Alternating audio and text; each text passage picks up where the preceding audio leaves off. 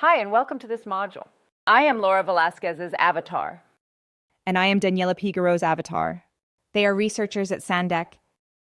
In this video, we're experimenting with a presentation format that features two avatars. We'd love to hear your thoughts on this approach. Please take a moment to share your opinion in the quick poll at the end of the video. Thank you. When people think about waste management, they usually think about what to do after waste is created: collection, transport, treatment, recycling, disposal.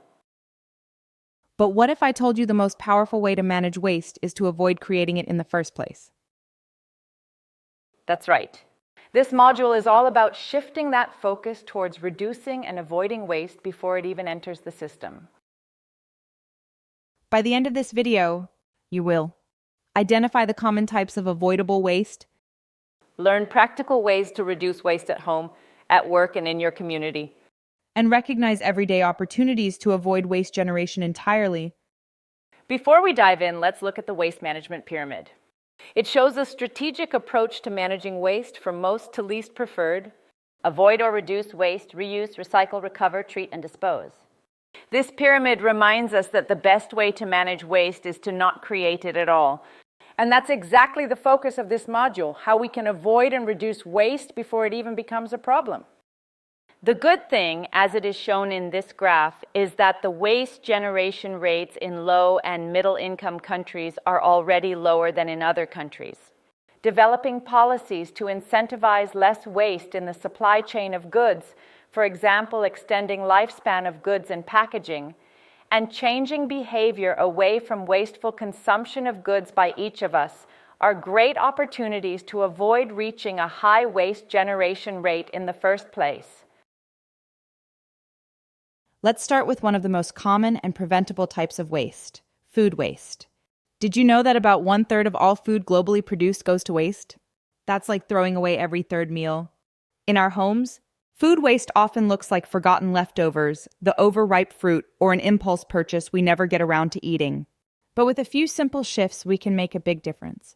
For example, shop your kitchen first. Before buying more food, check your kitchen for food that may spoil soon and use what you already have.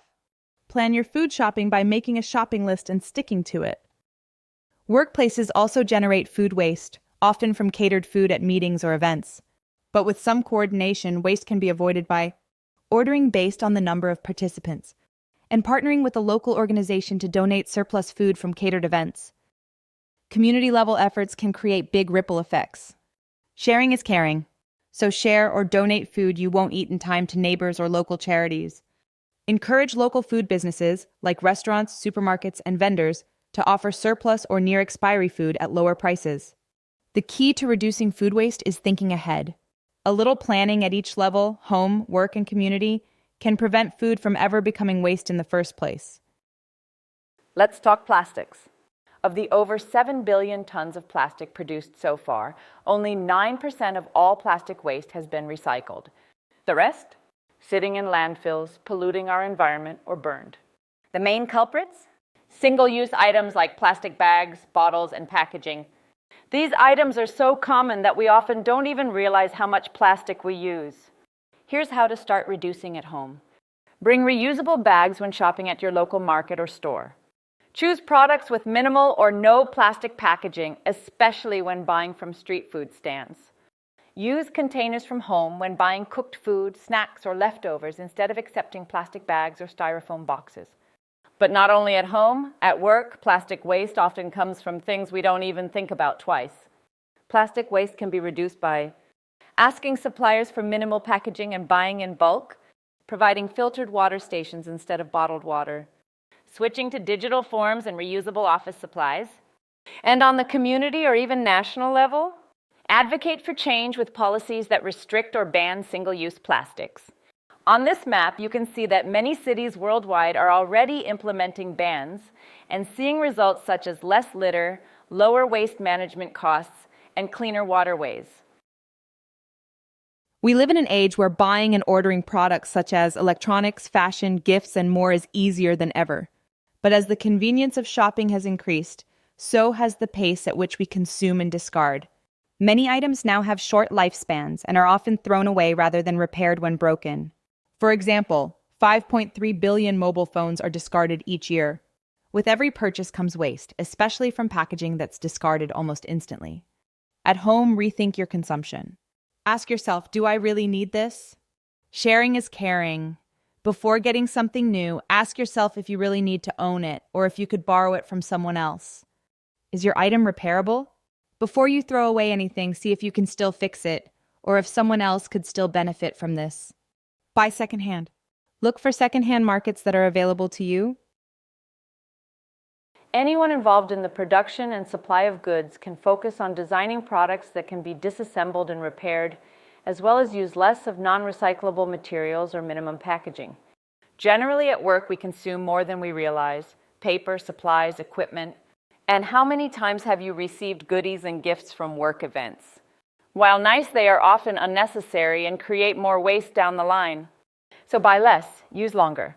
Prioritize quality, durable items over cheap, disposable ones. Pool resources, share tools, machines, or material across departments or teams. Communities can create awesome systems to support low-waste living and reduce the constant need for new products. You'd be surprised how often the thing you need is just sitting unused in a neighbor's home, ready to be borrowed or shared. Here is a social media video of a zero-waste community event that was organized in Indonesia. They had a repair corner, talk shows, workshops, and much more to engage people into the spirit of a zero-waste lifestyle. To summarize, waste reduction is the most effective form of waste management. Avoiding waste is also a responsibility of product designers and producers as part of the supply chain. It can be supported by policies and legislation, but fundamentally also is driven by your lifestyle and behavior. Many types of waste, especially food, plastic, and consumer goods, are avoidable through smarter choices and habits at home, at work, and in your community. Looking to expand your knowledge? Explore these helpful resources.